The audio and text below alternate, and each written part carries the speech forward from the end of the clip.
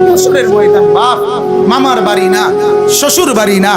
হাসরের ময়দান তামসার কোনো মাঠ না, খেলাধুলার মাঠ না। হাসরের ময়দান ওই ময়দান যে ময়দানের ব্যাপারে ইব্রাহিম আলাইহিস সালামের মতো নবী আল্লাহকে বলছে, আল্লাহ আমি জানি আপনি আমাকে বন্ধু বানাইছেন, আমি জানি আমি আপনার খলিল। ভয় লাগে মাওলা, রব্বি লা তুখজিনি ইয়াউমা ইউবআসুন। আল্লাহ হাসরের ময়দানে আমি ইব্রাহিমকে আপনি বেজ্জতি করিয়েন না, আমার ভয় লাগে। ইব্রাহিমের মতো নবী এই দোয়া করছে, কোরআনের আয়াত। হাদিসের মধ্যে আছে মুসা নবীর মতো নবী আল্লাহর কাছে হাসরের ময়দানের ব্যাপারে বলছে, আল্লাহ হাসরের মাঠে লা আসআলুকা লিয়াউমা উম্মি ওয়ালা উখতি, আমি আমার মাকে চাই না, আমি আমার বোনকে চাই না, বাল আসআলুকা লিয়াউমা নাফসি, আমি মুসা কেবল আমাকে বাঁচাইতে চাই, আমাকে বাঁচাইতে চাই। আল্লাহ আমাকে বাঁচান, হাসরের মাঠ আমার বড় ভয় হয়, হাসরের মাঠ আমার বড় ভয়। আল্লাহর নবী সাল্লাল্লাহু আলাইহি সাল্লাম বলেন, ইয়াকুব নবী নিজের চোখে দেখবে ইউসুফ নবী ওনার ছেলে দাঁড়াইয়া আছে সামনে, এটা সেই ইউসুফ যার জন্য দুনিয়ায় কাঁদতে কাঁদতে চোখ সাদা বানায় লাইছে। সেদিন হাসরের ময়দানে নবী বলেন, একবারের জন্য ইয়াকুব নবী বলবে না যে আল্লাহ আমার ছেলেটার কি হবে, ইয়াকুব নবী বলবে, ইয়া রাব্বি নাফসি নাফসি, আল্লাহ আমাকে বাঁচান, আমাকে বাঁচান। ওরটা ও বুঝবে, আমারটা আমি বুঝতেছি। এটারে হাসরের মাঠ।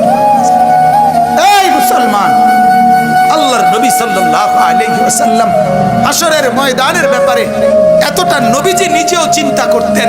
আপনারা সবাই শুনছেন, জানেন, 5 ওয়াক্ত নামাজের পরে উলামায়ে কেরাম থেকে জিজ্ঞেস করে দেখেন, 5 ওয়াক্ত নামাজের পরে নবীজি নিজে যার হাসরের আখিরাতের মর্যাদার কোনো সীমা পরিসীমা নাই, সেই নবী 5 ওয়াক্ত নামাজের পরে যে কতগুলো দোয়া করতেন, এর মধ্যে একটা দোয়া নবীজির একটা দোয়া ছিল এটা, আল্লাহুম্মা হাসিবিনি হিসাবান ইয়াসীরা। আল্লাহ এই বন্ধু আমি আপনার, আমারও বড় ভয় লাগে, আমার হিসাবটা সহজ করে। নবীজি বলছেন এই কথা, অথচ নবীকে আল্লাহ বলছে ওয়ালাল আখিরাতু খায়রুল লাকা মিনাল উলা। বন্ধু দুনিয়াতে আপনাকে যা দিলাম, আখিরাতে যা দেব, এই দুনিয়ার গুলোর চাইতে ওইগুলো অনেক বেশি উত্তম, অনেক বেশি দামি। এরপরও নবী বলে, আল্লাহ আমার ভয় হয় আমার হিসাব যেন সহজ হয়।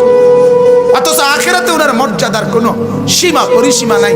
আল্লাহ তাআলা হাদিসে কুদসিতে বলছে, বন্ধু হাসরের মাঠ আমি আপনার মাঝে আর আমার মাঝে ভাগ করে নেব।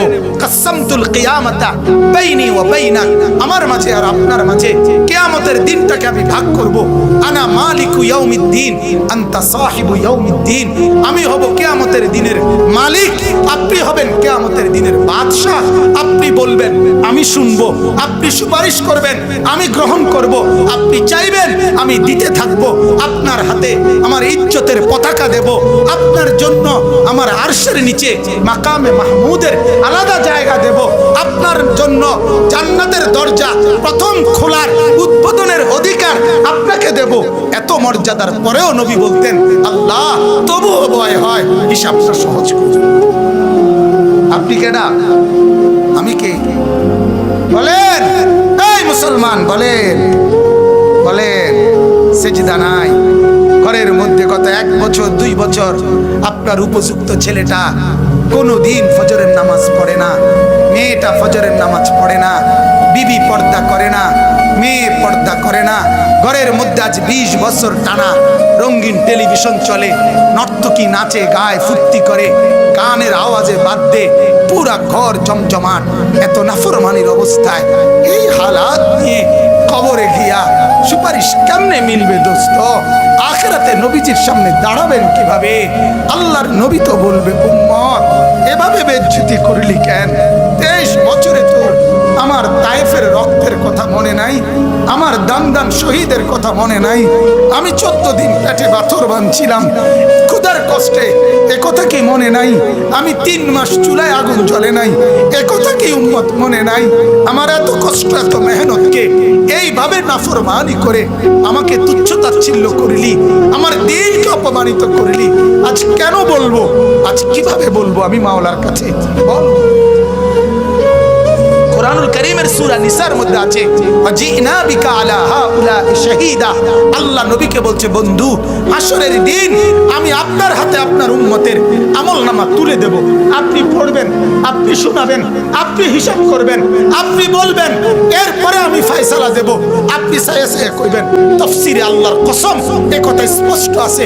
হযরত আব্দুল্লাহ ইবনে মাসউদ বলে, যেদিন নবীর সামনে এই আয়াত এ ওয়াজিনা বিকা আলা হাউলা শাহীদা সূরা নিসার এই আয়াত যেদিন পড়লাম, সেদিন হযরত আব্দুল্লাহ বলে নবীজি অজরে চোখের পানি ফেলে কাঁদছে আর একথা বলছে, উম্মত যদি পৃষ্ঠার পর পৃষ্ঠা গুনাহ আর নাফরমানি দেখি, আমি মাওলার সামনে পড়বো কেমনে, শোনাবো কেমনে, আল্লাহর কাছে বলবো কেমনে?